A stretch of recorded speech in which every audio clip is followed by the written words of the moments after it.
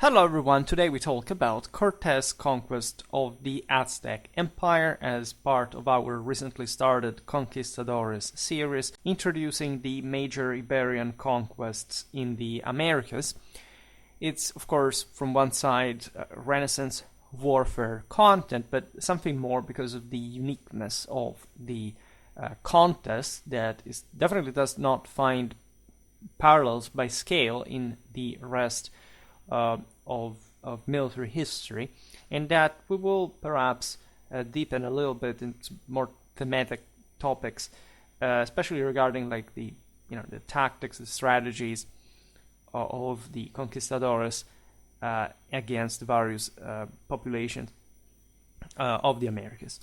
Today, of course, we introduce, if anything, the most important, at least the most iconic and even shocking, conquest of all, because of the early era, the outcome, and sort of the broader repercussions, the influence also on the conquistadores' mentality. As you know, we started a mini-series about Pizarro as well, that we decided to look a bit more in depth at, because the fall of the Incas, of course, is even more mind-blowing by certain standards, and really expanding also to a much broader geographical scenario.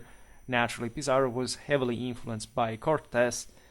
It's difficult to introduce these topics without stressing, of course, the importance of traditional thinking, the Catholic belief that moved basically every single one of these explorers, conquerors, governors, and that is incorrect to separate or counterpose from the great thirst of glory, fame, and power that these same individuals had. Right? I will not spend really any further reflection on of course, the positivity of these enterprises. You can't really look back in hindsight and basically say, "Oh, this was a bad thing that happened, right? It was wrong. It should have not happened, right?" Whatever the word was in this, especially in this confine only, would have been better off if the Spanish had not conquered it. I don't even need to explain the macroscopic and self-evident reason why that is not the case.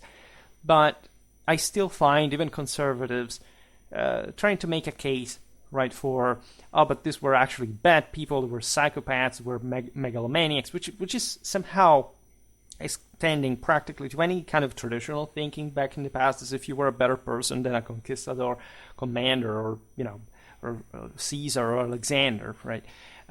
It's really painful, as if history began just 500 years ago, but not in the terrible Spain of the Black Legion, of this terribly backwards and primitive and bad people.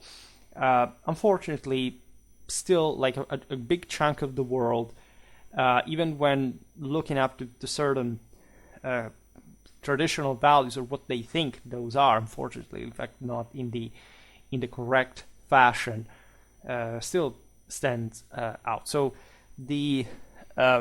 I will not, as I just said, further digress on this, but just bear in mind that the entire channel is properly encasing this broader doctrine in a way that is self-explanatory in each single video. So that, I don't know, yesterday I was talking about Henry the Fowler, today I can talk about this of Cortés and Moctezuma, but essentially telling the same story, telling the same dynamic, the same meaning, just declined in this particular time and space, as we sort of also consider this more conventionally. And let's simply get to it, because it is extremely, extremely important to get it right. Now, of course, there are many difficulties we have in reconstructing the single events. Today we will follow just the more sort of official and somehow still shared version of the events that mostly, of course, is sourced by the Spanish, but that is reliable, plausible, and things really went the way they did regardless of how more or less the Spanish were dependent, of course, on the same Aztecs and other populations, and even for events of major relevance, like the same death of Moctezuma, who did exactly kill him, because the story goes that he was basically killed by his same people, but other sources from, in fact, the locals claim that it had been the Spanish in that case. This does not distract from the broader landscape that here proves, of course, that the Spanish did not win because they had guns or armor or horses or warhounds or artillery.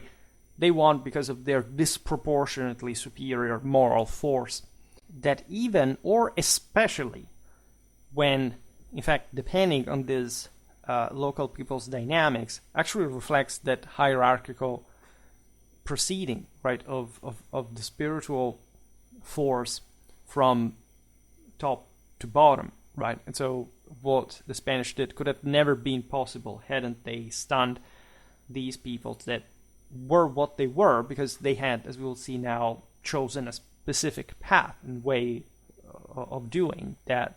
Could also be a very interesting topic for comparative religious history video between, say, the tradition probably meant for Eurasia and what was developing in the Americas that is still tied to the broader northern, let's say, Atlantic cycle, we can call it in this way. Now, in 1519, Moctezuma was the ruler of the Aztec Empire that, as you know, was a quite militaristic one, essentially establishing an overlordship over a pretty wide set of populations living in the outskirts. That, of course, had clientary tributary relations with the center, and that had fundamentally taken over the subjects after, say, a moment of moral decline of same forces, the same we will see now, but Quetzalcoatl is as this omen of sort of a resurgence, not much just of the rebel, because it was originally a solar symbol, but let's say a punishment for the sins, right, of a intensely Dionysian frenzy for blood shed that the Aztecs used to maintain like this alive, this contact with the divinity, stemmed from the more like conquered peoples, like the Mayas had that as well. So across the Yucatan and the Mexican plain, let's say this sense of the northern, more primitive, warlike people that had managed to maintain those spiritual standards to take over this also more advanced but more decadent ones had been accomplished. And the Aztecs really incarnate this pretty well, compared also to basically all the other pre-Columbian civilizations. We shall talk, of course, about North America. So at least this would be, depending on how you want to consider Mexico as North America, Central America. In any case, these are all topics we can discuss for the history of religion in dedicated videos. Moctezuma was recognized as a formidable emperor as well. Astute, diplomat, most of the Aztec power was based on this quite intricately sewn diplomatic relations with subjects. It was arguably sort of fragile system when especially realized with how the Spanish could exploit it. But of course, for the times and places was really a big deal, as we just observed. And even Moctezuma's fame as a much feared general was actually well deserved, right? Moctezuma, as you know, is a bit like the tragic hero, the more pathetic, the more sort of, the more relatable figure in a sense. We'll explain now why. He had ruled for 17 years, enjoying such notable success. However, circumstances were now shifting as swiftly as the Aztec emperor's internal spiritual balance. The Aztec religion exerted a dark and pervasive influence over daily life. As we just pointed out, these peoples again shared, and I can't digress on this particular aspect, but definitely they were aware of transcontinental cults, right? There is a legendary past that in tradition gets to, in fact, even the same myth of Atlantis. Now I'm not going to digress on that because, of course, ex abrupto, it seems like such. Oh my God! Now Schwerpunkt is one of those people. It's actually a much more complicated thing than how it's often sort of presented, also for cheap exploitation of the mentally feeble. Nevertheless, there was definitely a moment in these people's cycles in which a Uranian, an Apollonian preeminence had been affirmed. The same Aztecs actually were one of the pre-Columbian peoples, surely the most, like, of the greater civilizations in the two continents that had remained more aware of that, more sensitive of this. But now their essentially self-accomplishment had brought to this almost a delirium of glory. They spiraled down in a truly ecstatic, frenetic taste for blood and human sacrifice that is part of tradition in many ways, but it is so only in a balanced fashion that is supposed to essentially provide with some victims with a sacrifice that is in theory the sacrifice of the self, but it passes through this initiation that is also about getting tougher and killing, normally like in holy combat, but also through some other ritual practice, the way they had sort of degenerated over time, in order to revive with this blood and soul, especially of great fighters, like the soul of the same hero, right? This Aztec practice instead had degenerated to some sort of regular tribe that some basically artificially make, like, probably forcibly pacified and subjugated populations were almost hypnotically, right, offering themselves to these conquerors that slaughtered large amounts of, and that is well documented by the same Spanish of Cortés that first witnessed this, at least in a more direct fashion, in the Aztec capital of Tenochtitlan. That, let's stress this, if, like, there are estimates regarding its populace varying from something from 60,000 to 200,000, let's say, to the latter end, only Naples or Constantinople were as big compared to European cities. Seville would have been up to 1/4 of the population. Naturally, these peoples were technically not even into the Bronze Age properly meant. At least they were essentially in the Stone Age. They had also bronze, etc., that had a different relation with gold, which was very important, of course, in the history of the conquistadores. But they really were particularly underdeveloped compared to also, like, ancient civilizations of the same scanning in years. That does not quite apply, but also, in fact, to the worst end for these ones. They weren't, of course, like, at all just predatory, but largely, like, their cycles of sort of ups and downs of political stability were definitely still particularly precarious. Nevertheless, Tenochtitlan was a masterpiece. It was a sort of Venice because of its canal, the fact that it was in the center of a lake, right? That, as we will see now, also from a tactical and strategical point of view, would play a role with Cortés' Spanish. Now, what was the problem with Moctezuma? That a serious omens began to surface, right, which plunged him into profound melancholy, making him a recluse in the heart of his capital city, of his specific palace.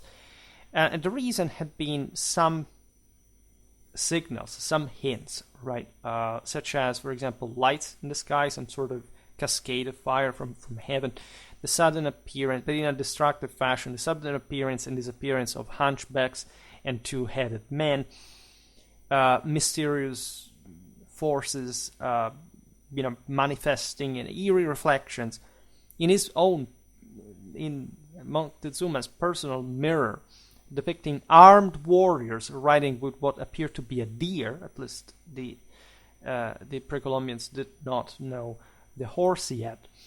And all this was not just like anecdotal or contingential, evenience of some random sort of premonition of negative things to happen. As the Aztec religion, that again can be understood only if you studied a bit more in depth. Today we do not have that time. Basically, heralded in the return of the aforementioned Quetzalcoatl, the god king of the Toltecs, who had vanished into the sun half a millennium earlier, vowing to return.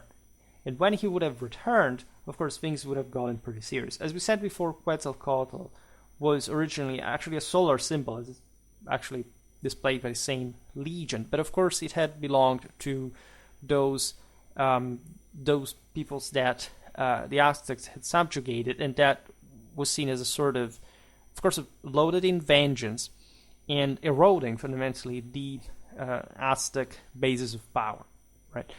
There was something, especially about this massive human sacrificing, that probably had been perceived as betraying the older sense of, the necessity of conquest and bloodshed, insisting just on a destruction of life rather than the potential awakening of a much larger one.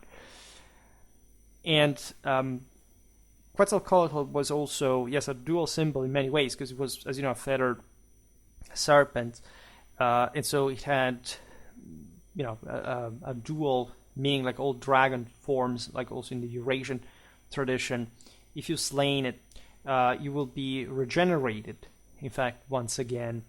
And you have to slay it, though, because he can crush you in turn. And if you're not able to slay it again, and so you have just habituated to this sort of repeating massacre, you're basically going to lose the same power that you had stripped originally from the serpent that was, however, still alive and remembering. And that there are so many different implications with this, especially also in the return of some races from like a higher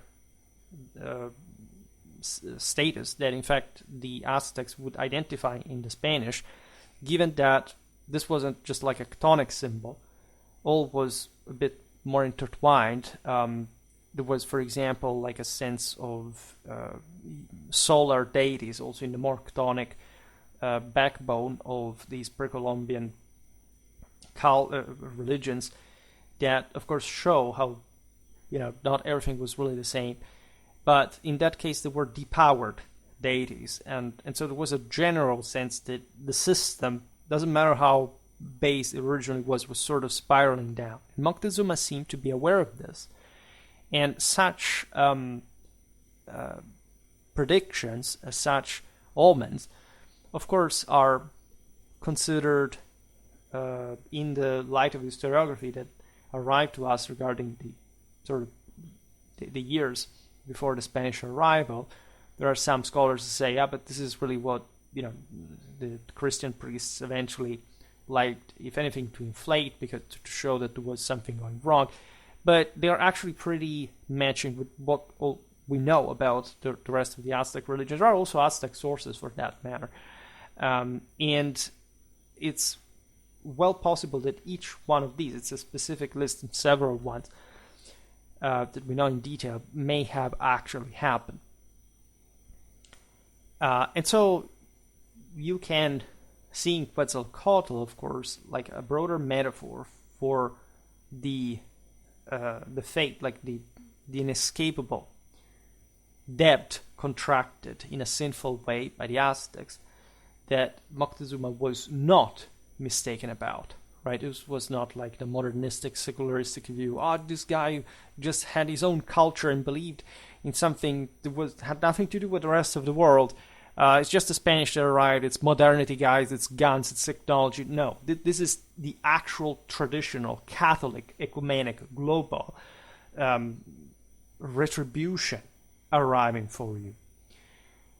Hernan Cortez was, in many ways, much more of a nightmarish figure than the Saint Quetzalcoatl could be many Aztecs' dreams, if anything, because of his power and positive accomplishment against this frailty of the Aztec system. Hernando Cortez was a Spanish conquistador determined, of course, to seize the wealth of the already known, of course, Aztecs for himself. The Spanish were already aware of this culture, this civilization, and there was a general race, as we'll see now, that would produce, in fact, a competition between, and more, like actual bloodshed, betrayal, etc., among the same conquistadores, because expanding in the Mexican hinterland would have indeed brought an enormous fame and power to whoever would have seized it, that, as you know, like in America, would become some sort of personal feudal domains to a degree. Like the papacy, the emperor tried to regulate this very carefully, because there was a very good, like, positive intent, like even an evangelical mission to these new populations. Like, again, the Black Legion caused some of the greatest disasters in the history of mankind from a literally, I think, neurocognitive point of view. It's not a matter of culture or intellect anymore, just per se. It's really like a mental illness, right? If you do not understand the Spanish ethos and spirit of conquest and devotion and self-sacrifice and warlikeness, you cannot understand some of the deepest veins of the superiority of Western civilization.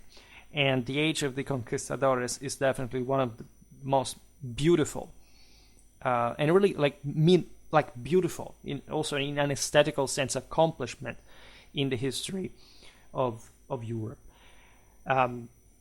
Everybody knew how powerful the Aztecs were, though. So we're talking a population of 11 million inhabitants, of which the Saint Cortés was at least more or less aware of, and that required, however, this enormous feat of determination in order to take down and take for oneself. There had been already Spanish routes in some places where Cortés landed, where officially, like, there hadn't been expeditions, but there had been shipwrecks, and so the same natives from other islands of the Yucatan, say off the Yucatan Peninsula, like, were already aware of themselves. So it's a very interesting context that we'll have to look a bit more in depth in. At the time of his conquest of Mexico, that, as you know, took place in just 2 years, right? This is insane. It's utterly insane, right? Hernan Cortez was 34 years old. Think about that. The son of a minor Spanish nobleman and an accomplished soldier and adventurer. Men aged much faster and, say, morally better than today. In many ways, he was a very mature man for the time.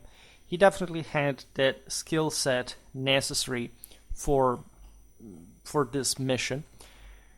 There are the beautiful letters to the emperor that you can read. Of course, in translation, you find public domain on the internet. Cortés was born in 485, thus in Medellin, in Spain, in Extremadura. So you have this background of different military handlings. In many ways, he was definitely a charismatic leader, injecting that Reconquista blood. Like in every action, the Spanish had been, from one side, objectively traumatized by 700 years of Islamic presence in the peninsula, and so, as you know, they had made this relentless push to, say, also fighting often against one another, especially after Las Navas, but still, let's say, militarizing their own society, right? There was a very high level of militarization among the Spanish gentry, for example. That is also one of the reasons why the Spanish tercio basically was the strongest army of the time. Like, in the interest of quality, definitely the best in Europe for 150 years, which stemmed exactly from this experience. Was, as you understand, a cosmic struggle, right? A religious, a spiritual one. And so the intense devotion, predisposition to self-sacrifice, to daring, was all in the Iberian blood, from also much earlier than we think. Cortés transformed what the governor of Cuba, Velázquez, was also, by the way, his brother-in-law, had deemed a simple reconnaissance mission into a full-scale expedition of conquest. Right? He left from Santiago de Cuba against the will of the same Velázquez, that had understood that basically, like, this was, Cortés really left the island as a mutineer, because he had been ordered not to go. He would also kill some Spanish to go on with his mission, and so there is this. Most of it will not cover the post victory, which is also very interesting in the relation with Charles V, and we will, if anything, have to start some videos about basic sort of early modern manualistic history to explain this better. But this tells you also how determined the individual was, which makes a lot of sense, because they realized they could become so powerful that nobody, not even the Holy Roman Emperor, the King of Spain, could dislodge them from the Americas, which is exactly what, in many ways, like, the thing worked. Like, gradually Spain came to statalize the systems, but in many ways was a very high degree of privatization, of oligarchization, and in great many ways, for generations, the conquistadores were running the business almost alone. Now, Cortés set sail in 1519 with a fleet of 11 ships, 553 men, and 16 horses only from Santiago de Cuba. In an extraordinary stroke of luck, characteristic of the conquistadores, he made a brief stop at Tabasco on the Yucatan coast, and there local chiefs presented him with many gifts. They told him essentially about the presence of other white men, the aforementioned shipwreck survivors, and of course given him ever more information about the Aztec Empire. The most important medium in this would be, famously, an Indian slave girl gifted to Cortés in this very occasion, named Che Malinaldi, and later known better in Spanish as Doña Marina. Now, Doña Marina is very famous because of the contribution that she made, like, to Cortés' expedition. First of all, she became essentially his consort, and also the mother of some of his children, and she was apparently knowledgeable about Aztec culture to a point that would facilitate, also from a psychological point of view, like finding the weak spots of the same Aztec civilization, Cortés' expedition. Of course, there is a debate regarding how much she actually knew. For example, she didn't even speak Aztec, and even less like she had any clue, say, in a direct sense, about the Aztec nobiliar language, which was apparently very, very complicated, very flowery. And so part of that higher status that she did not come from. She was, after all, just a slave. But she quickly became Cortés' advisor and interpreter, becoming, after all, a powerful woman, following her band and master. Naturally, these Indians were being Christianized along the way. Cortés at some point stopped in some places, tried to properly Christianize the locals.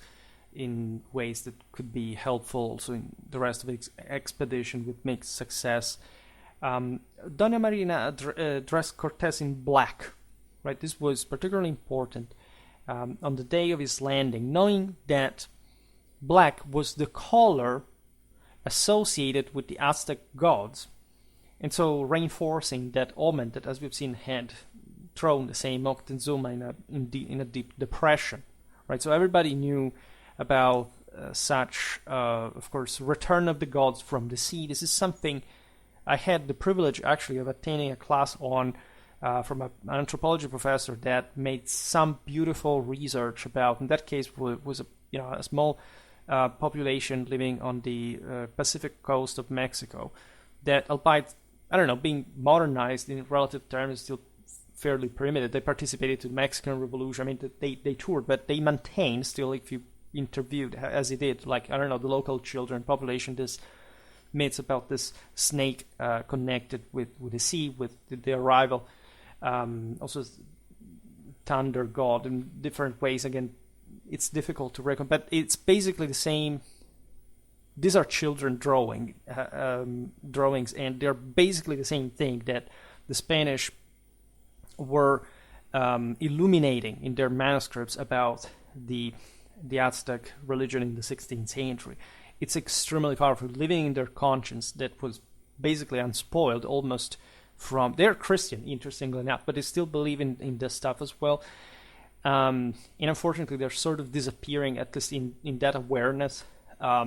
We'll have to talk more about this topic, because it really struck me like one of the only few useful lessons that they obliged me to follow during the doctorate, and I will always be grateful for, because it also predisposed me a little bit more towards history of religion that naturally was more interested in. Dona Marina also postponed the landing of the Spanish until the Aztec New Year. That was in that case, the foretold day of Quetzalcoatl's return, right? So increasing that shock effect. You realize how everybody at the time was aware, of course, of the essential superiority of moral forces in military affairs, and everybody was aware of what was going to come from this confrontation. So all these ideas were agitating from both sides before they even directly met one another. When Cortés realized that he was being mistaken for the returning Toltec god, he recognized that fortune herself was favoring him. Right? I'm writing an article right now exactly on this, like on traditional doctrine of fortune in the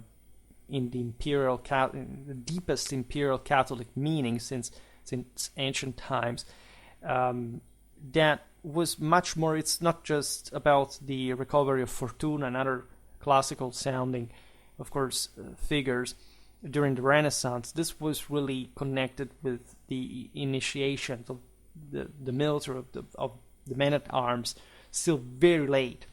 Yeah, I could document it for late medieval Europe quite easily, even among, I don't know, notaries writing, not even being soldiers themselves, at least in a professional sense.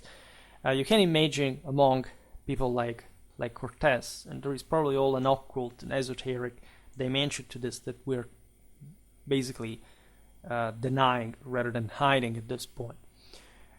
Cortés landed in Aztec territory, broadly meant, near the modern Veracruz, where he was soon greeted by a group of friendly Aztecs who had been observing his coastal journey with great interest. In fact, the Aztecs were not here like hostile in a general sense. I mean, some would be, as you understand now how the story goes, but there was a general, of course, reason to approach these newcomers in a peaceful way.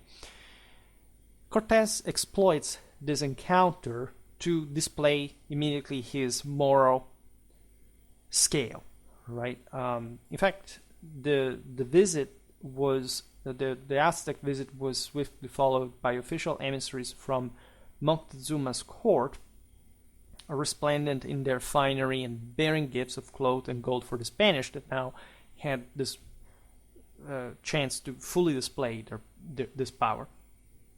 Needless to say, all this lavish appearance, including gold in particular, that held a different significance in among the Aztecs. Not like it wasn't important, but it wasn't as important as it had been established, as in the other hemisphere.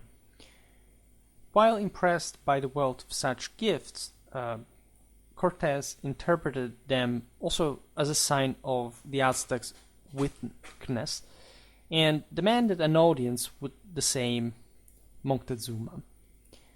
And to emphasize his demands, he showcased his arquebuses to the emissaries. And this extraordinary display of thunder and lightning, which shattered a tree from 50 yards away, terrified the Aztecs, causing them apparently to faint. Right, this was a big deal because, again, it's not firearms really that gave, or any other specific technology that gave an edge to the Spanish. Like if the Aztecs had had the right motivation, it would have overwhelmed this force. It was just a few thousands strong. We talk about the original Spanish component, then this was sort of a, if we talk also about the field aids and so on, then this would be significantly reduced. Before we sent 500, but then of course there was a connection at this point with other groups and more. So later the number would also increase. But as we will learn now, it's the same Mexican auxiliaries that will provide at least the numerical bulk of the forces, the ones that would fight against the same Aztecs. Nevertheless, the Spanish, of course, were the spearhead, like the elite. They had so many edges, first moral, then also technical, but to a much lesser extent than the former. Now, this embassy did little, of course, to alleviate Moctezuma's escalating fears, as he became increasingly convinced that the manifestations he had witnessed were indeed coming to pass. Just imagine that you have literally no idea that these are men, right? Considering what they do. Again, they ride this strange deer, and they essentially launch this incredibly powerful shots with power of thunder, just like the thunder gods. They have very strong armor, unlike the Aztecs. Of course, a metallurgic technology that these guys could only dream of, right? There was much about their same appearance. It was very elaborate. The Aztecs were, of course, not much second in that either, but overall, right, it was such of a different, of a strange, of an alien nature that this seemed like that fatal moment having come. Cortés' brilliant scheme began thus to crystallize when he was again approached by a group of other Indians. These were emissaries from the Totonacs. These were people who had been recently subdued by the Aztecs, who had treated them pretty harshly, like it was normally the case. Thus, they had gotten interested in Cortés because the demise of the Aztecs was like the demise of this overall, now evil, right? Weakened empire that required at least another greater ruler to further consolidate and expand. In its stead, the cultural shock was not less, especially from also these smaller peoples subjugated by the Aztecs that were, in relative terms, much more self-confident and aware, but the interest, of course, of breaking free, at least from that yoke, and then the incapability also predicting how that whole thing would have gone in the longer, or actually the short, medium run, brought to this alliance. Of course, realizing that his meager forces were woefully inadequate to conquer such a large empire of tens of millions of people, Cortés journeyed to the Totonac capital of Zempoala and successfully persuaded them to support his plan to overthrow Moctezuma. And of course, in exchange for specific support. In fact, this diplomatic maneuver soon placed Cortés at the helm of a Totonac army of 1,500 warriors that added to the 500 Spanish.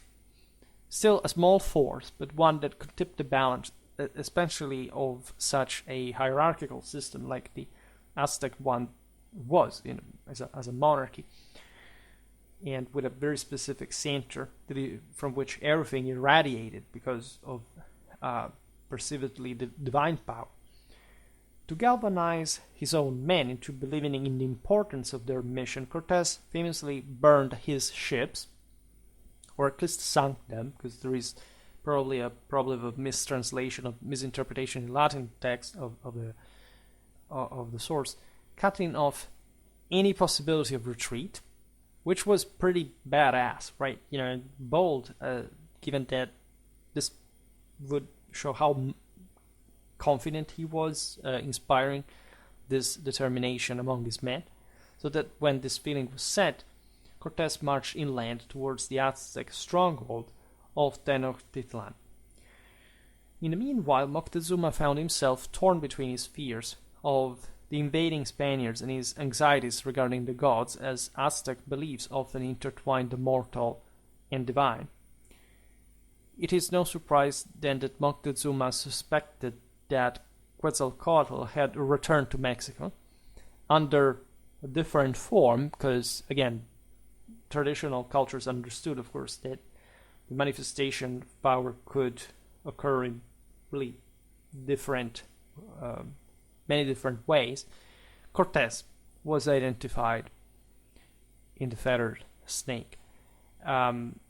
Reports of fearsome beasts ridden by the newcomers only intensified the suspicions, given the monstrous nature, right, and the pretty aggressive one used together with the warriors, right. So there was a lot of, as you know, animal sort of beast warrior practice in Aztec warfare. We will talk about it at some point. And here, the conquistadors were really harnessing, as I've seen, actually a pretty modest amount of cavalry, but that seemed so frightening because it was the direct manifestation of that beast's power, right?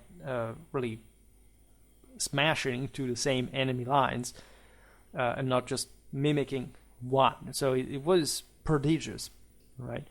Cavalry, if anything, was, if you had to count all the various elements into, let's say, the panoply of Spanish technical means, that was definitely the tactical element that shocked the Aztecs the most. Not firearms, not even steel. Like, they began to realize that these guys were not really gods, at least in the absolute sense, as when they died, they rot also inside their armor, etc. But cavalry was something that I made multiple videos also on Napoleonic cavalry, pretty recent use of the mounted arm. Never think that, I don't know, shelling or machine guns are more frightening than a cavalry charge, because you're very, very, very wrong. So, believing it would be inappropriate to launch an attack against such a deified expedition, Moctezuma chose to adopt a wait-and-see approach, right? Hoping that, for example, the mountain tribes of nearby Tlaxcala would vanquish the invaders on his behalf, which would have surely lightened his heart, that was increasingly telling him that this was, a much greater power than he imagined, at least one that he should have been able to control himself, but that, of course, meant like an apocalyptic omen as a whole, so a total cosmic clash. So if the Spanish had been defeated just by some subject tribe. Of course, this would have quelled all the major issues and fears. But in this, Moctezuma was definitely wrong, because this strategy would not come to fruition. The Totonacs had led Cortés to believe that the Tlaxcalans, traditional enemies of the Aztecs, would join his march to Tenochtitlan.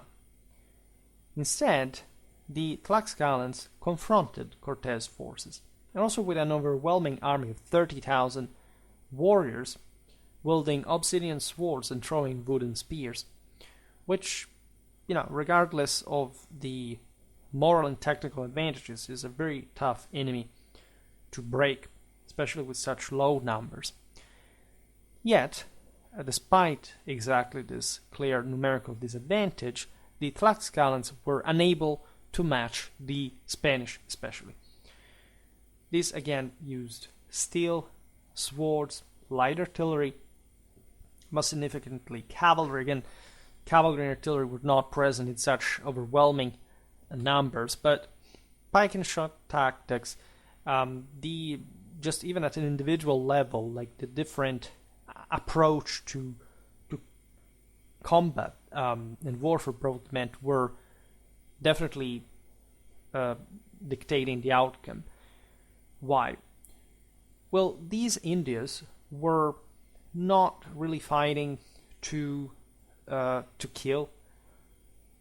In at least many particular occasions, they had weapons designed to incapacitate the enemy, because their practice, like similar to their Aztec overlords, was to capture these enemies in order to sacrifice them during human sacrifices in public displays at home, rather than, in fact, simply killing them on the spot.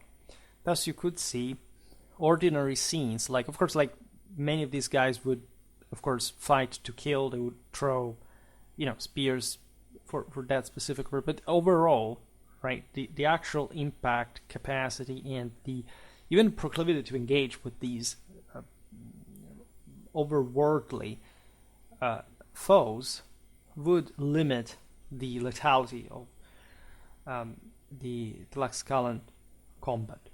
You could see an Indian trying to just carry away a Spaniard for that ultimate sacrifice, while a comrade of his would, at that point, cut the Indian's head off and recover his companion.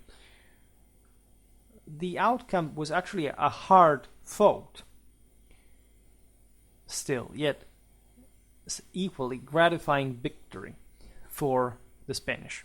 Again, those guys were tough. Like, you don't see in the world like many different ways to make war, like with the ultimate objective of properly annihilating the enemy. The Tlaxcalans were doing their best regardless of any. It's a bit like saying, I don't know, in the Middle Ages people did not kill each other, especially the noblemen, because they just captured them for ransom. They killed noblemen like crazy, like even among noblemen. Like, so it's complete myth that, however, does find its place in real practice, but just to an extent that is subordinated to a particular political or military context, not because that's what normally happened, or just you would bet on and simply survive at any time. That's not how it happened, even remotely. This depended on the major outcome of large-scale combat, which is a different story. But this anecdote can be interesting just to explain in part the cultural, the psychological, probably the existential divide between these peoples. Also, the clever strategies of Doña Marina ultimately persuaded the Tlaxcalans to align themselves with Cortés' quickly growing force. As you understand, this was actually pretty bad news for Moctezuma, that after this recent battle finally decided to act, right? But he acted in a wrong way, at least one that would turn out to be deadly for him and a failure for the Aztecs as a whole. Consider this: the Aztecs were still very strong. Like, even if these peoples had defected to the Spanish, the bulk of the imperial force was pretty large, to say the least. But it's exactly this psychological impediment of his that brings him to think that he is relatively safe, and that, or at least that there is basically no way to simply match a god, if not by treating him as a peer of sort, because otherwise not even armies would work. So Moctezuma decided to invite this new god, Cortés, into Tenochtitlan itself. The Spanish were let in. Right? Cortés' Mexican advisors actually warned him against accepting this invitation, because they knew, of course, how powerful the Aztecs were, the fact that Tenochtitlan was a sort of labyrinth. As you know, it was situated in the middle of the Lake Texcoco. It was in many ways like an impregnable stronghold from the outer side, even though it would turn later not to be quite the case. There were essentially only 3 major perilous causeways across water that were thus very easy to defend, but also once you would have entered the city, it could be equally blocked or simply destroyed. So leaving you trapped into the city. Think from a psychological point of view how many attributes the Spanish had to decide to go in. Right? Cortés had clearly in mind the fact that the entire system could crumble exactly from the within. Right? So he dismissed these Mexican warnings, which is incredibly, again, extraordinary and brave, but also very lucid. While contemplating still Moctezuma's offer, he replaced his Totonac allies with fresh Tlaxcalans, advancing north to the city of Cholula, where he decisively dismantled these vital Aztec allies as well. Right? Locally, he made really a massacre, because initially he had entered this place with the intention of simply bringing the Cholulans to his side, but basically the situation escalated. Cortés slaughtered 800 Cholulan noblemen, and this definitely brought at least the Cholulans to at least to subjection and crumbling also in power. So definitely the Spanish was skirting around the Aztecs' center of power and depriving them one after the other of their greater allies / subjects / auxiliaries. News of the recent defeat, of course, among the locals plunged the already unstable Moctezuma into a state of utter panic. And this is what exactly Cortés was playing on, because he perfectly knew that going to Tenochtitlan was some sort of trap. But the sheer moral effect that these actions would make, together with, of course, Cortés' awareness of the Aztec mythology and the general political center in Tenochtitlan, were only playing in favor of such actions. Moctezuma had in fact become convinced that Cortés was indeed a god in human form. I mean, you're seeing essentially the largest empire gradually crumbling wherever this guy goes, with such a small force of just some 100 men that are apparently undefeatable as a whole. Say, where does this guy get his power? Right? How can there be like such an advanced system and harnessing of power. Consider this when you study, 16th century history in that sort of secularistic, modernistic fashion. It's all about socioeconomics. It's, just deterministic stuff. Of course, studying political and military history shows you the exact opposite. But just think how powerful, like compared to, again, population of the Stone Age, like even such a small amount of men, not their technologies, but what they had been harnessing as a civilized people, and even against these cultures that were not definitely just some random savages among the others, but still, being capable of harnessing the same level of mental power that the Europeans had. And it's not like Cortés was winning hands down. Like, he was making the right choice in an incredibly dangerous, lethal, and unpredictable game in which he could easily be wiped out by the Aztecs from a moment to another. Moctezuma, however, had been defeated in this psychological game. In fact, he thought that attacking Cortés would be the height of folly, in that he had to circumvent this problem in a different way.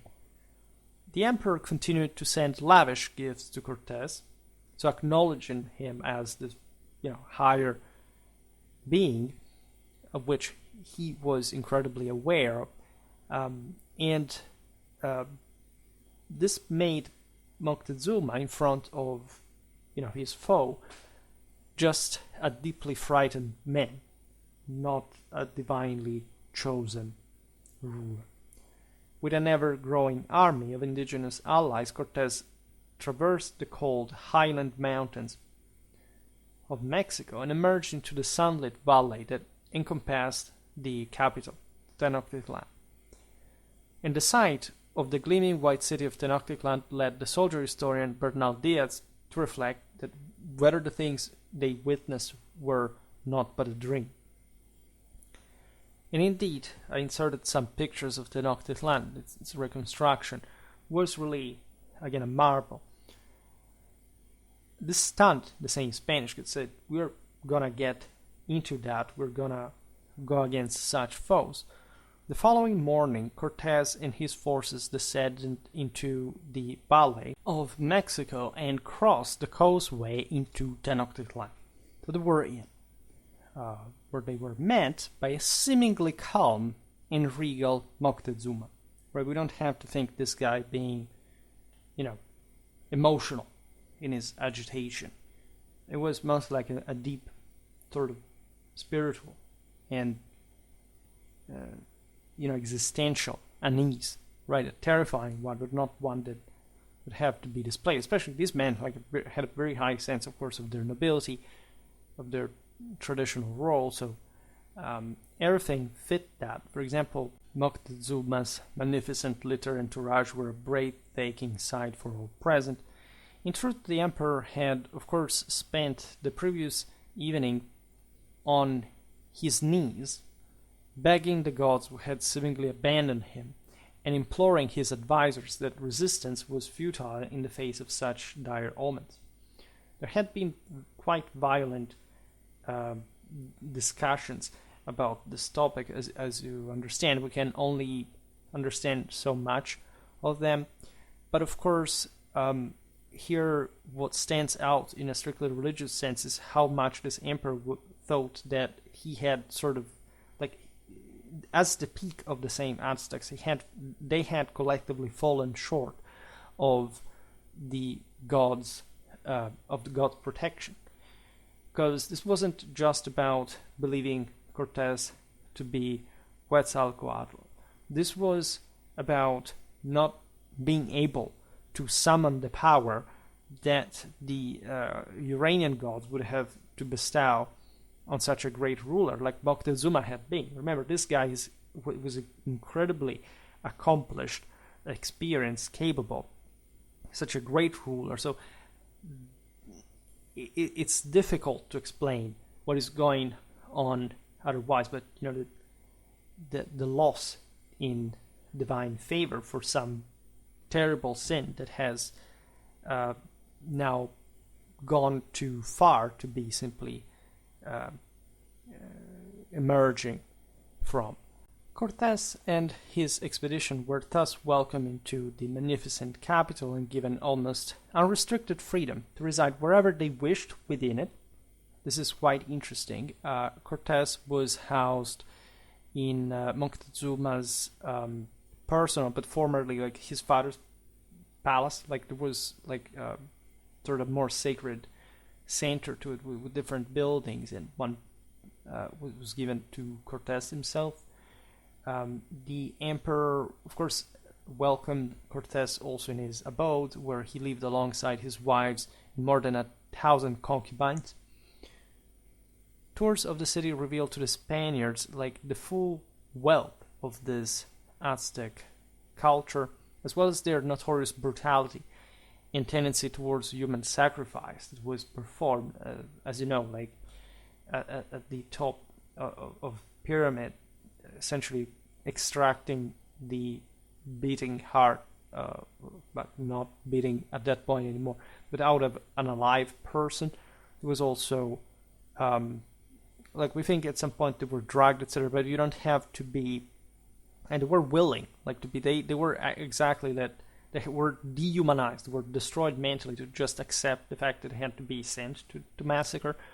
And so they were accepting that a bit much more consciously than we think, because they were considered lesser, and the order of the universe in the empire dictated so.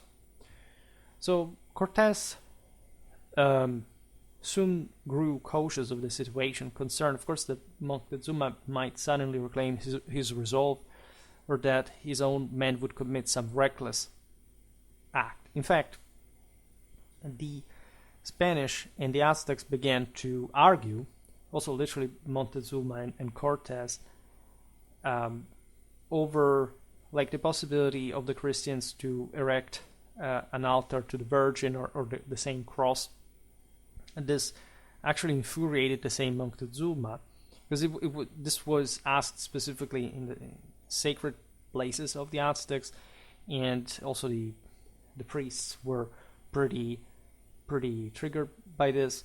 So the situation was not to end particularly well. And that's when Cortés decides that it's useless to leave the initiative to the enemy, especially like he's basically trapped into the city. So he took a daring step. Cortés entered Moctezuma's quarters with 30 chosen men, so a commando to seize the emperor, and under the astonished gazes of Moctezuma's attendants, escorted him from the room and placed him under complete Spanish control. Right, this bold move stunned the entire Aztec populace into inaction. They literally didn't know what to do. By the way, Moctezuma at this point had somehow surrendered to his destiny. I mean, he accepted this prison as a sort of divine will. He even played some games with Cortés. That, again, the situation was very tense, because it's not like they liked each other.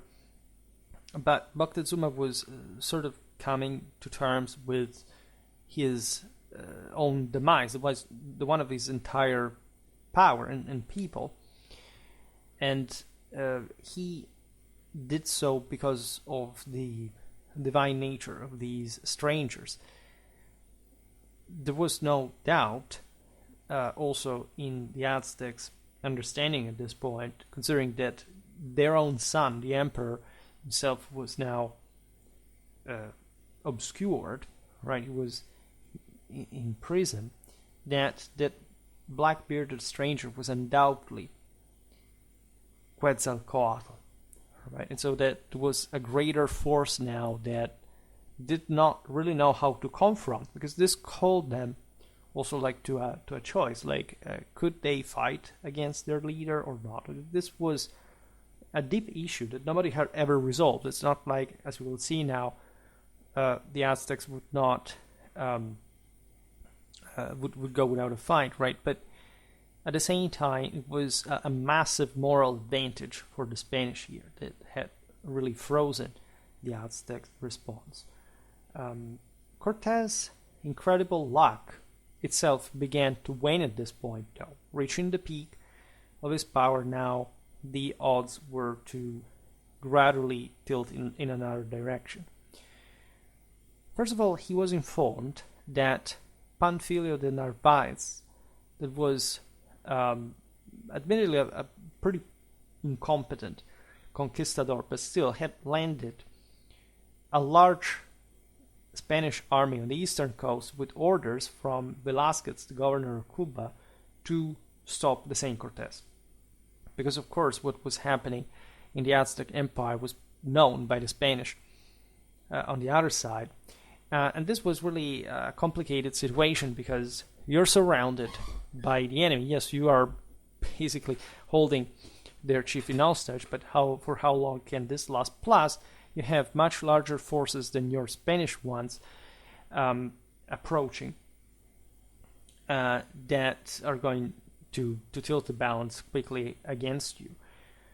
Consequently, Cortés was forced to essentially deal with the Spanish issue first. Like, he was forced to hold all the immediate plans and hasten eastward, right? And the sense was that this Narvaez was not much of a problem,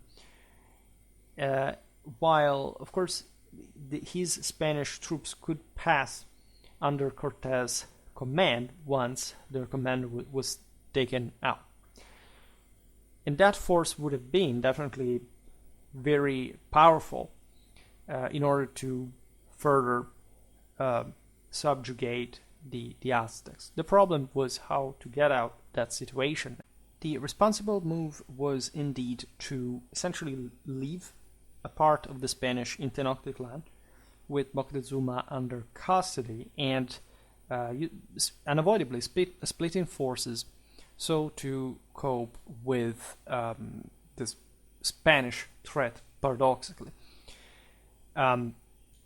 Which is what Cortés does, right? And so he actually settles the matter like a pro. He does get more forces, but he could return, before he could return to Tenochtitlan, what he feared the most, that is, essentially somebody in Tenochtitlan would have messed up the situation in his absence without his control, his leadership, had actually occurred. In fact, Pedro de Alvarado, whom he had left in charge of the same Spanish forces, had thoughtlessly slaughtered over 600 high-ranking Aztec nobles during a religious celebration. Random things that you do when you leave the Spanish alone with, those Aztecs. And this heinous act enraged the populace to the point that, regardless of Moctezuma's presence, they rose in full revolt, attacking the outnumbered Spanish and Tlaxcalan auxiliaries that had followed them, who thus retreated to the safety of the palace stronghold. Now, the situation was incredibly tense because this when Cortés learned of this, the situation was still going on. Imagine also with the communication of the time that you do not know whether everything is lost all in one shot, and so consider that you're an outlaw in the Spanish-controlled area. So if you fail, you're basically done for if you're not killed by the local Mexicans. So that's quite an incredibly sort of, if you complain about your anxiety in 2024, just think about Cortés in these moments. This is not even the worst that he went through, as we will see now. Now, this was an interesting balance, by the way, because as we observed, the Aztecs were sort of paralyzed by Moctezuma's capture, but now discontent was rising, especially after this action. But this action sort of made break out in a violent fashion. So the fact that this is really a siege, militarily speaking, that begins, but it's basically still mitigated by the contact that the Aztecs have with Moctezuma. That is to say, yes, the guy now, it seems like a puppet in the hands of these other ones, but Cortés is away. So how does this really work again? There's still their own emperor there, and so there seems there to be even a chance of redemption of some sort in a in a full revolt. There is no doubt that the Spanish would have been annihilated had not Moctezuma himself at that point quelled the rebellion. He, again, had accepted this role. He believed that he was in the hands of a greater force than his, and so he managed, quite skillfully, by the way, as the great ruler that he was, with all the charisma and the reputation that he had among his people, to leave them calmer. Right? It was still a sullen situation. Nevertheless, this gave time to Cortés to return to Tenochtitlan, a city now enveloped in a heavy and foreboding silence due to the fact that this was, of course, not over yet, and even greater forces were brewing now against the Spanish. Alvarado's troops, alongside the Tlaxcalan ones, had refrained from leaving the sanctuary of the palace. This was a very well-presided place. If anything, the Aztecs did not seem to have particularly advanced siege warfare. They had this great center, but of course they had some storming capacity. But now, especially with firearms, with the Spanish defending the place without artillery, there's not much that they could do, right? Consider that these foes have just arrived in a broader cultural sense. This is really the first time they see horses and guns and steel weapons, so they do not really know. There's never been a real fight, especially in Tenochtitlan, in the center of the Aztec power against the Spanish, what to do. Right? Of course, forces were en massing all around, and the situation was growing ever dire for the Spanish. Who, by the way, had now severe supply shortages. They were even reduced to drinking contaminated water as their only means of sustenance. Cortés quickly evaluated the situation and decided to negotiate with the rebellious Aztecs, because it doesn't matter how well furnished the imperial palace really was, there was no way to resist much longer. And this was sort of also the only sensible thing to do, except it sort of escalated into a disaster, almost a complete one for the Spanish. As an envoy to the Aztecs, Cortés released Cuitlahua. There was the brother of Moctezuma that had also been captured by the Spanish. This was a serious mistake, because Cuitlahua was the rightful heir to the Aztec throne, right? It was actually not a mistake in the sense that this was sort of the last resort. If even this charismatic individual had not been accepted, it was the best they had. Restoring Moctezuma was, of course, not feasible, because at that point they would have lost completely any kind of control. Could have sort of salvaged the situation. But the problem is that now Moctezuma was unable to govern in a way or another. So Cuitlahua was made of a very different pace from his brother, swiftly assumed the position of emperor for himself, also thanks to the rightful Aztec succession laws in this circumstance. While Cuitlahua held little faith in whimsical dreams and visions, he harbored even less respect for Europeans. And so this was a dangerous mix, because from one side, of course, there was nothing to kid about with them. On the other, however, there were enough forces for a fight that could help massacre the Spanish. Cuitlahua thus promptly launches a counterattack. After all, there were some contacts with the outer side. It was known that now the Aztecs would have, as events would prove, on multiple occasions, be able to get themselves killed up to the last, right?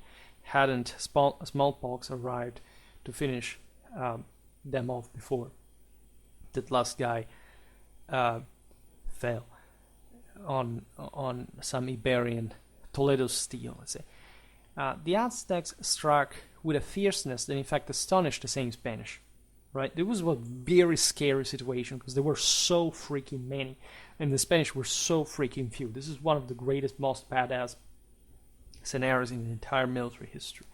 Regardless of how often the Aztecs were pushed back or how many warriors fell, and some were really impressive, like the Aztecs continued their relentless assault. I already discussed in other videos how, of course, what we call modern warfare, which is actually like a greater master in collective training and discipline, crushed the warrior under the heels of civilization. Many people have this sort of media trend way of styling contemporary soldiers as warriors because they are essentially emotional people with low testosterone that do not really understand what warfare is about. Not single warriors that against this greater capacity get slaughtered like crazy. You must have, of course, some better men in the right positions, but that's different from a warrior. A warrior fights fundamentally for his own prestige, first and foremost, has an individualistic mindset. He has to prove himself in this greater confrontation that is incredibly skilled in, but that is not necessarily able to surpass a greater, say, mastering of, in fact, larger amount of forces. That is the entire point, also what traditional warlikeness is all about. So this is insane because the Aztecs really sent wave after wave. It's not like they counted on that as a strategy, as a matter of fact. They knew, of course, that the Spanish were that resistant. The palace was virtually invulnerable, especially considering that the Spanish had enough artillery, especially ammo, to fence like the enemy off. Also loading with, I don't know, mitraillas and stuff. So, but it wasn't just that, right? It was really like a lot of melee, a lot of hand-to-hand combat. The Aztecs were scarce in siege weaponry, especially they had nothing to match this other technology. So the best they could do was technically throwing bodies at the Spaniards. And so yet the infuriated Aztecs persisted in their fight, and the Spaniards start getting tired. This is a nightmarish situation. You're surrounded in this enormous city, yet how the hell do you get out of there? Also, like, the Mexican auxiliaries help in that, but they also fall in larger numbers. So Moctezuma made his final move, right? He was truly convinced that this current situation of subordination to Cortés could be stabilized in some way, right? He wanted to restore some semblance of peace. You can imagine how painful it was to see all this bloodshed of his own people in this terrible situation that he himself had caused. So the Spanish version of the story is that he slowly ascended to the roof of his grand palace and began to address his people. That prompted complete silence from the latter side, really descending upon this multitude of Indians witnessing from below all this. And so this is sort of a last great display of Moctezuma imperium, even though mediated now from another a greater power. This was at least an attempt to convince his people to halt their attack. However, it seems that a stone was hurled from the crowd, striking what was called like the Great Speaker. And this was followed by another stone, and soon a barrage of arrows and stones, as the Aztecs unleashed their pent-up rage upon their once revered leader. Mortally wounded, fell to the ground, and he was taken back to his chambers, but refused medical attention, dying shortly thereafter. Some Aztec sources say actually that Moctezuma was killed by the Spanish. We will never fully know what happened. However, the ultimate fate of this ruler was as tragic as it sounds. It's really plausible that this could have happened. Like, we want to believe, of course, better the Spanish version, regardless of any other position. But the of course, the most important thing here is that the situation is degenerating, and so the death of the emperor is a major issue for the entire deal. This is to the death, basically. It doesn't end in any other way. Except, of course, the Spaniards are quite resourceful, because, first of all, now Moctezuma, we've seen, was their pawn. Like, they could use it, right, to manipulate the same Aztecs. Now that he was dead, there was no way to maintain the position in Tenochtitlan. It was still technically possible to maintain, had sort of the mob been calmed. And time was running out. As we've seen, food, water, ammo, there were lots of wounded and so on, so the ranks were thinning. And a war council was convened with the senior leaders to decide what could be as well as their last decision, which was to evacuate the city as swiftly as possible, which was also insane, because you have basically to withdraw surrounded by the enemy. This is, again, one of the greatest, this is, as we will see now, known as the Noche Triste in Spanish, because it's an operation that would enact at night to trying to surprise the Aztecs, and it's really a bloodbath from both sides in proportion. The greatest problem here was that the Aztecs had destroyed all the bridges over the causeways. So basically, the Spanish were left with no means to cross them, apparently. And so the point was really, if they stayed, they were dead. So Cortés desperately ordered his men to build a makeshift portable wooden bridge of sort that they could use to span the gaps and facilitate their escape. Because the part of the lake was shallow, and there were still some islets, and these various causeways were still in part, still grounded, and so there was a way to get out. Right, after all, the same Aztecs had to move back and forth, so that when darkness fell on this sad night, and the Aztecs withdrew, as it habitually was the case also from around the palace, Cortés and his men stealthily left the place, moving quietly down the causeway. As they approached the first gap and prepared to lay down the bridge, they heard the sound they had all dreaded. Right? They hoped to do this without being noticed. Instead of from high atop the Aztec temple came a deep, solemn, booming noise, which was the same one calling for human sacrifice. The Spanish had been spotted, and this warning drum began to sound the most horrifying ways you would have never wanted to hear. This is, remember, moral forces. This is at night. This is your worst nightmare. There are tens of thousands of Aztec warriors all around. We think 20,000, and there are many more in reserve, and the Spanish and their allies are just in the few thousands, right? So, and they're also worn out. The enemies knows the place better. They have more reserves. Like the Spanish, by the way, try to pack as much gold and other necessities. Gold is a necessity, of course. There is a beautiful phrase by Cortés that says that basically, my men and I basically have this strange illness that can only be cured with gold, right? That's like how he used to put it. But consider that the only way out of this, just imagine to be physically in that situation with all these enemies outside at night, where all, like we've seen it also in von Clausewitz, all the senses are confused, these men are exhausted already. It's an incredibly traumatic situation, and there is only one way through.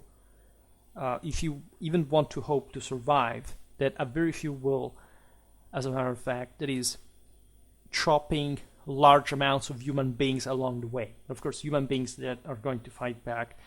And so just imagine what kind of mood you get into this. From every bank along the distant shores of Lake Texcoco, as distant as the distance the Spanish had to cross in order to even hope to make it, war canoes teeming with Aztec warriors surged forth, unleashing arrows and stones. The Spanish quickly positioned their bridge rushing across it only to find it immobilized when they attempted to lift it for use at the next gap.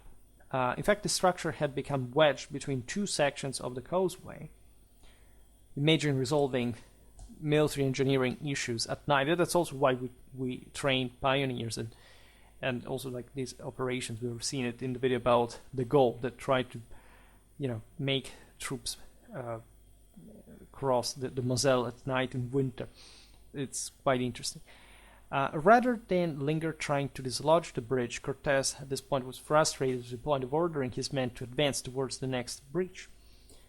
Clad in armor and burdened with artillery, it was necessary because every once in a while they had to stop and fire and information. So with all the Aztecs around, under a hail of stones, of javelins, etc., they have all the substantial amount of looted gold that will be largely lost. The Spanish staggered down the causeway.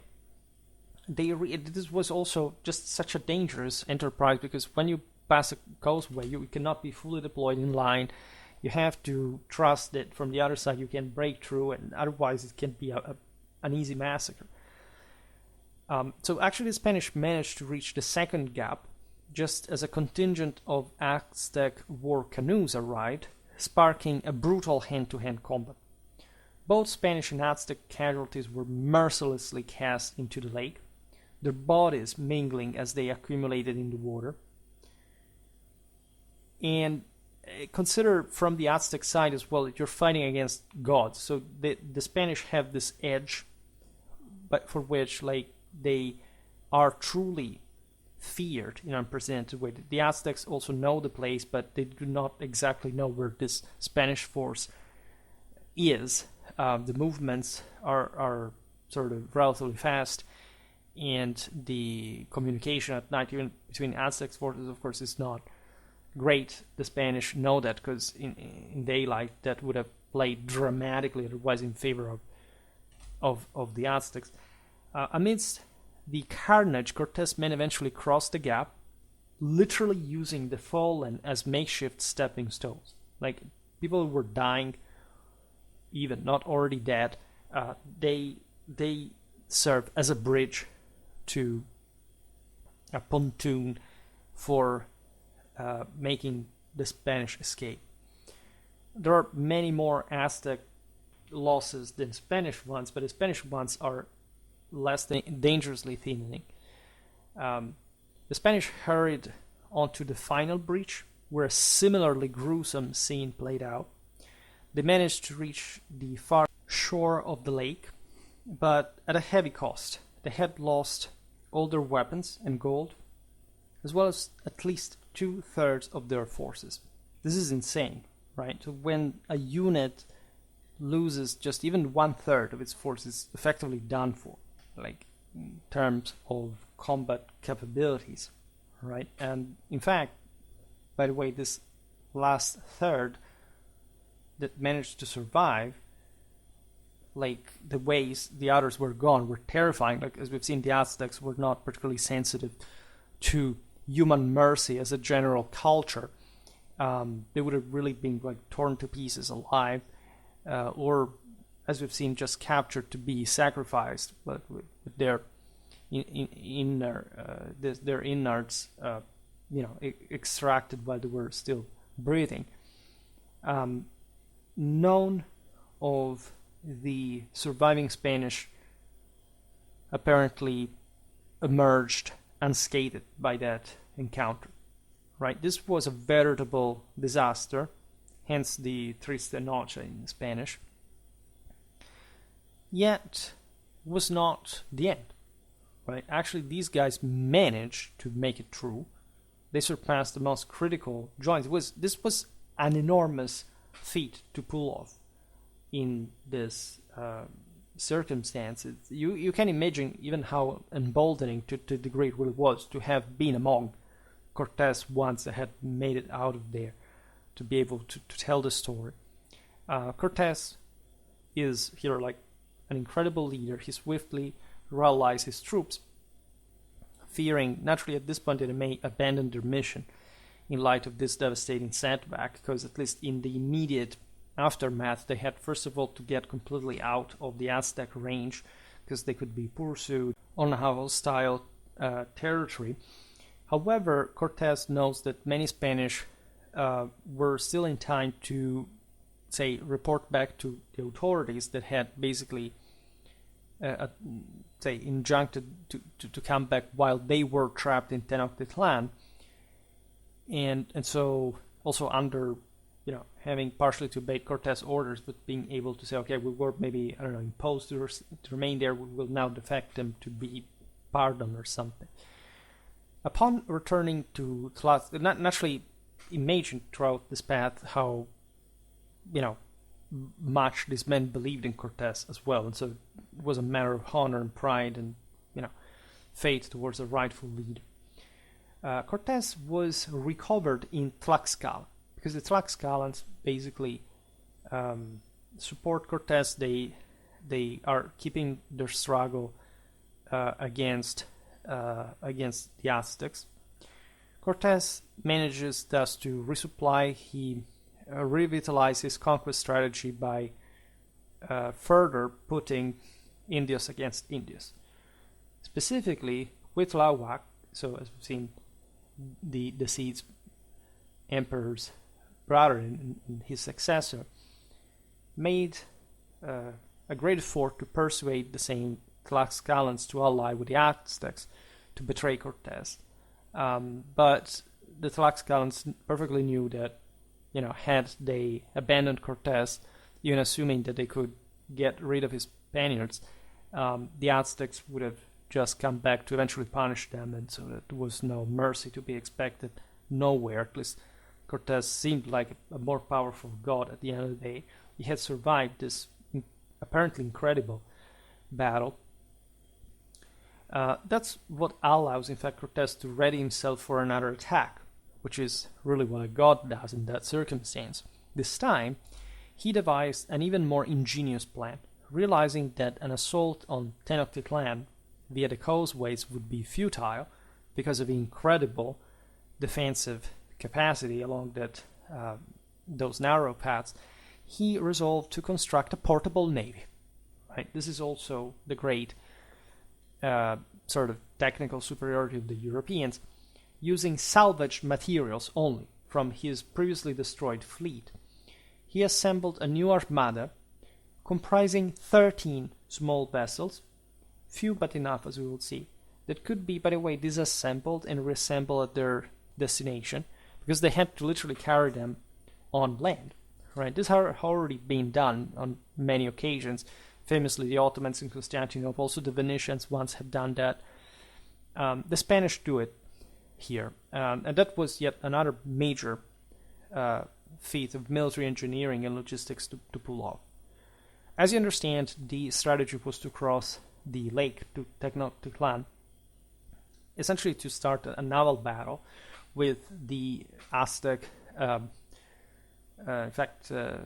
water forces, so to say. In late December 1520, with a newly reinforced force of 600 Spaniards, including 40 cavalry this time, pretty good one, and the core of the Tlaxcalan army, Cortés set out for the Mexican capital once again. His campaign to foster support among the provinces had evidently succeeded. By the time he reached the lake city, his army had grown to staggering proportions, with estimates reaching too far to be credible. The obvious point here is that other Spaniards had joined his enterprise. Here there is all some interesting back and forth. Like, there is also so much just that the Spanish authorities can do, right? In theory, like, the governor Cuba controls more or less who can put together like forces for the expedition. We'll have to look at these details on another occasion.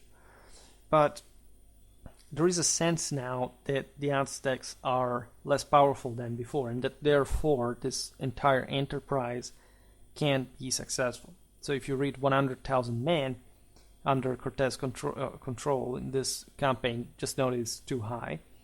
But there were so many subjects that, the former subject of the Aztecs that had arisen exactly to in revenge against them, as we explained before. So from a religious point of view, the Aztecs had failed in establishing a bond of trust, of faith, a redemptional one. It could be, I don't know, a Roman citizenship of sort.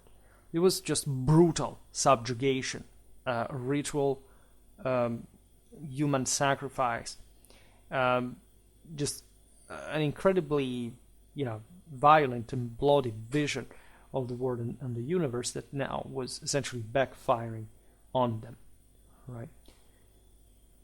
This was such a great expedition, except there was even a greater force, a much more divinely powerful, if you think about it, that struck the Aztecs before Cortés could arrive. That is smallpox, right? This was more powerful than many, many, many armies. The outbreak started on the east coast, and as you know, like in Europe, like we had received this historically, like the greater contact with certain animals from the steppes, like it made like the entire Eurasia tougher from a immunological point of view. The Americas had not known this. There were definitely transcontinental contacts. It's not like the Americas were completely isolated, but the outbreak of this plague, say better smallpox proper, was now connected with the sort of quite large amount of Spanish that were arriving, and really this illness had no barriers, because this large masses of Indians were just vulnerable to such virulent disease, unknown to them. This spread so rapidly throughout the country that it quickly reached the very heart of the Aztec Empire, Tenochtitlan herself, so that by the time Cortés returned to the shores of Lake Texcoco, hundreds of thousands of Indians had already died of illness. This is big, because as you know, it would end up killing millions across the Americas. And there were so many people that died here because this was dangerous for the Spanish as well, but of course, just like their allies died so much more quickly, including prominent leaders that had fought for Cortés. Naturally, many enemies as well. For example, the same Cuitlahuac died of smallpox, which favored like the broader standing of the Aztecs that definitely had gone through like the most unfortunate time in their entire existence. Just imagine the shock, like if Moctezuma was so deeply concerned because also of the greater awareness, the greater responsibility of all the political, religious implications. Just imagine among this Dionysianly possessed population what this inane catastrophe could have represented and what effect it would have on its morale. Surprisingly enough, however, the Aztecs were not yet broken, and actually to an extent all that violence in their culture would actually help them to face their last stand. Cortés gathered, in fact, his vast army along the shores of the lake and swiftly besieged the already crumbling but not fully destroyed city. He targeted the city's aqueducts, smartly, of course, cutting off the Aztecs' primary source of water. He also devastated the surrounding countryside to weaken their food supply. So all the typical way of war where at the time of the Trace Italienne, Renaissance warfare, here there is also artillery, like it's the Europeans testing their own capacities against these new populations. Cuauhtémoc rejected Cortés' offer to surrender, declaring that the Aztecs would fight to the last man. So a prediction that nearly came true. Cortés launched his modest fleet into the lake. Remember, it's just 13 ships that are quickly met by a swarm of Aztec war canoes that, however, are something very impractical against these brigandines. In fact, despite the ravages of starvation and disease, the fierce Aztec warriors remained undeterred. But the fragile canoes stood no chance against Cortés' ships. With remarkable skill, Cortés maneuvered his ships, decimating the majority of the canoes, like literally smashing to them. They would also gun one after the other.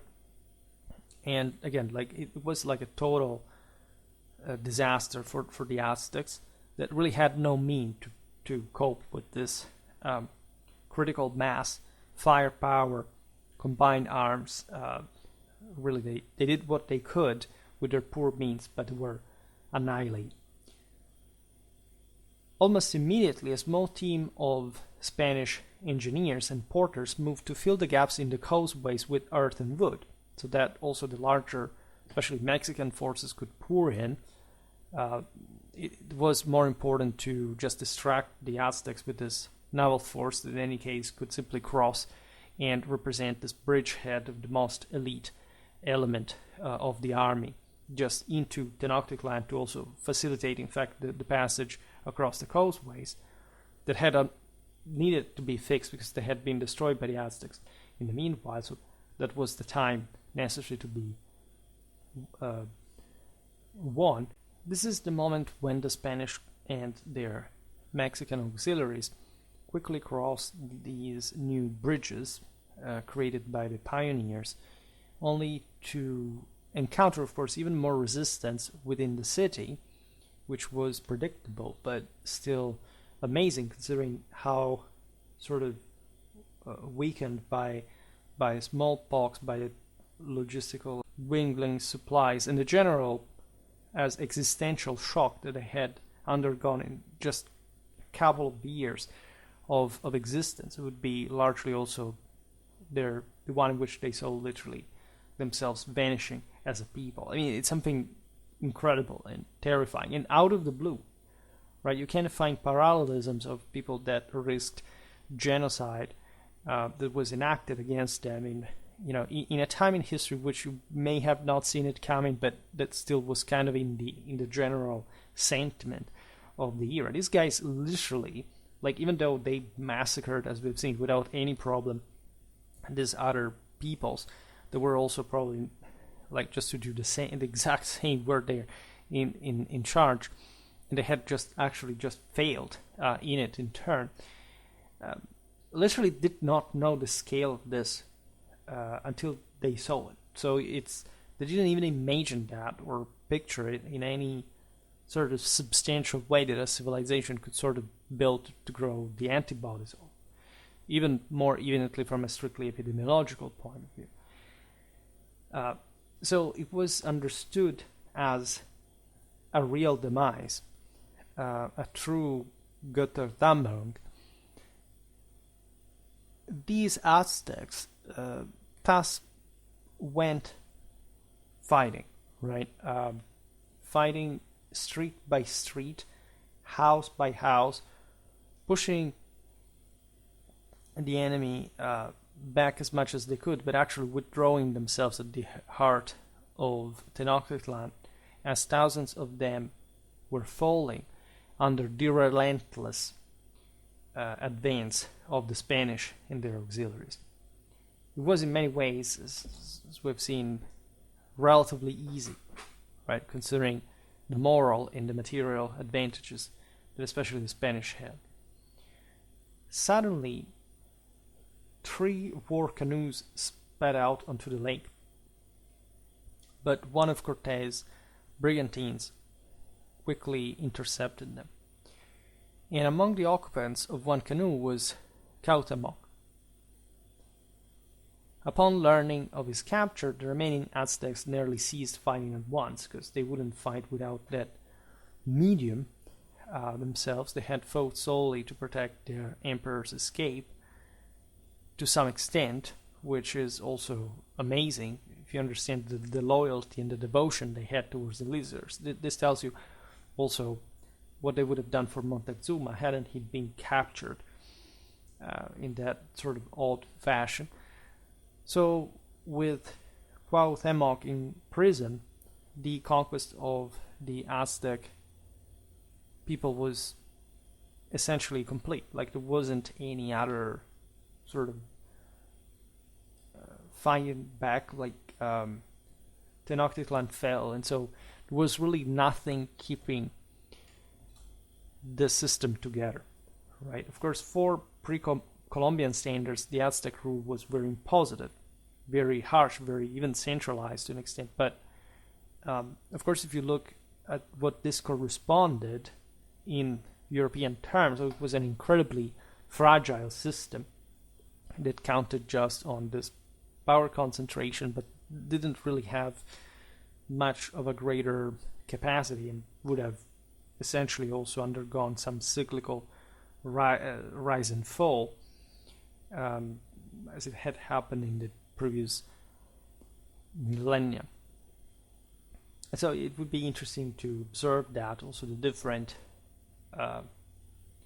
speed, right, of civilizational rise. This is people's hand at the time, compared to when the Europeans had been in somehow comparable time. But so it's complex. We'll do it, of course, in much more dedicated videos where we can appreciate it more precisely. So, needless to say, that the Spanish took over.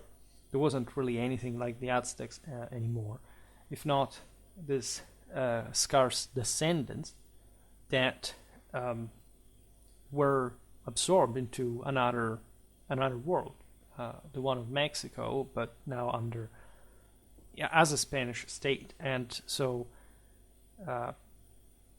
never talked about this page of history, but the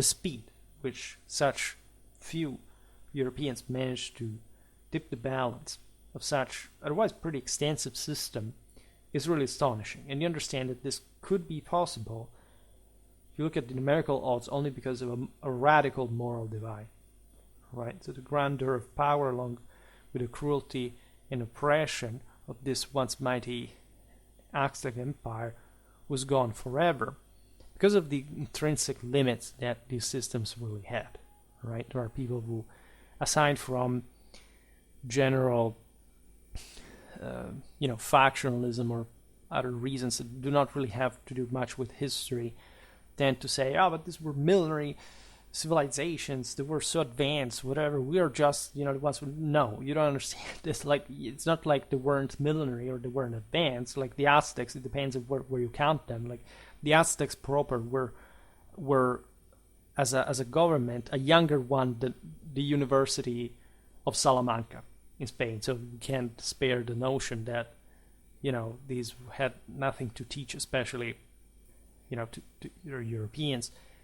But they were really limited in their own regard. They were, if anything, developing in different ways from the ones who were more habituated paradigmatically in a much more interconnected Eurasia, where you can make relatively easier comparisons.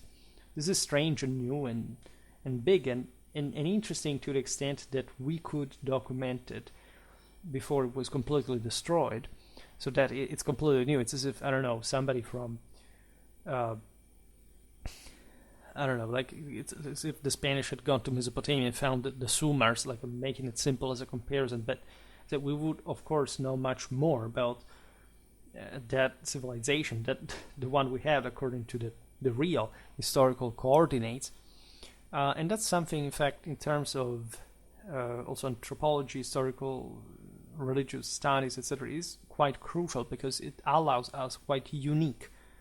It wasn't really ever, couldn't really quite be studied in the same way anymore. Also because the Mayas, the Incas were a bit different, as you know. The Aztecs were sort of the more competitive system in many ways, and also you don't find elsewhere in the world like such advanced cultures that sort of had not known of the existence of the others, at least to that extent, of really developing in a virtually separated fashion from the rest of the world. So it's something so unique. We tend to say, oh, well, okay, but we know what happened after all. Look at the Aztecs. They were gone in 2 years. Yeah, but it's not much like how, of course, weak they were in comparison to Europeans, and not even to the extent, as we've seen, of not being able to wipe them out, at least in Cortés' numbers, from a moment to another, which is also what stands out here. It's really the possibility to witness a world that exactly we tend to overlook as a one that just because it did not survive, eventually we were not particularly attached to begin with, but that could tell us so much of other cultures, including our own, in its difference, in its qualitative difference, in many ways, I would say, in comparison, right? And the most important aspect being, of course, how they went, meaning that it's not like here, like the full might of Spain walked into Mexico and steamrolled everything and everyone, with tercios and etc. Like we're because the tercios were actually also present later in America, but I mean Cortés. So not the full might of the Spanish army, but still something that was enough, qualitatively speaking, to make the difference. So there are many scholars that tend to say, how could this happen, etc. The materialistic, deterministic explanations are quite poor. Like even who was Diamond that wrote about germs and steel, and you realize that none of those factors actually, if you follow the military history, were apparently the decisive matter, because Cortés was about to keep the entire system in hostage with much less forces than the ones he had when he was marching on Tenochtitlan the second time. And so yes, smallpox arrived, but even if it hadn't arrived, like how long would have the system resisted, and why though? Right? It is just like the Spanish were evidently understanding the system to tip the balance. That's why they could get auxiliaries. This is why there is a general weakness of these people that did not understand. They really never had any chance to fence off the Europeans in hindsight, but the way they could have made a common front and acted differently, and they did it, in fact, is also quite telling about the war. And it's not like, I don't know, American peoples eventually did not adapt to European warfare. Like there are some, cultures we will see in some videos that adapted in a fierce way. There were some Southern American peoples that apparently fought in ways that the Spanish described as German pikemen for how tight they really were. They had somehow learned to do that as a reaction to the Spanish. The same goes for cavalry, firearms. Of course, they did not have the means to master like a Renaissance style power to field armies of that same. But overall, in their dimension, like they really achieved a lot. The same goes for the North American Indians. It's not like they sit down. Of course, they were extremely violent peoples, and you can't say that they were savages at the end of the day. Like there is really nothing strange or wrong in that. You just have to respect them also for that, right? Because yeah, they were. So what's the problem? The problem is what they did, right? Of course, they were savages, but can't you admire a savage when he is able to teach you something, as the Europeans learned themselves? Of course, that's the proportion. You don't have to be a hypocrite. You have to be real about what things actually were, and not inventing this winery about the poor Native Americans, what a terrible thing happened to them. These were, again, ruthless mother blippers that in many ways deserved everything that they got. But it's not like we can't estimate them, of course, considering that it's not like they didn't have a choice, but of course that system worked like that because you would have not been better at making it work than they were, right? So you have to respect that, right? And all this is true for history as a whole. And in fact, this contrast between the warrior and the soldier, let's say, is quite critical in proving how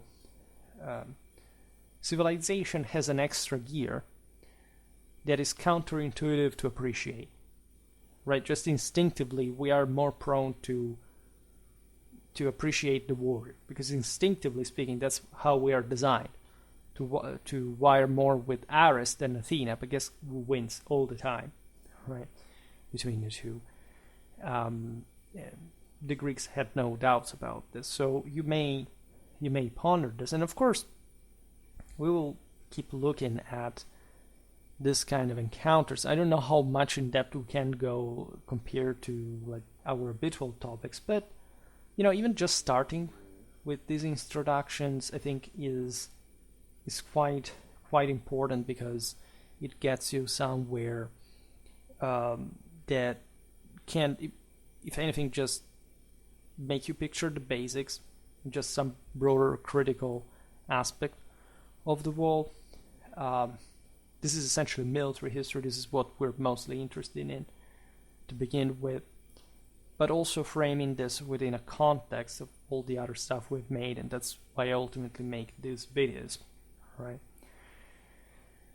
Nevertheless, for today, I stop it here. I just hope that you enjoyed this video. If you did, please share it. Otherwise, leave a like or subscribe to my channel if you're interested in my upcoming content. As always, I thank you heartily for listening to me. I wish you a nice time and see you next time. Bye.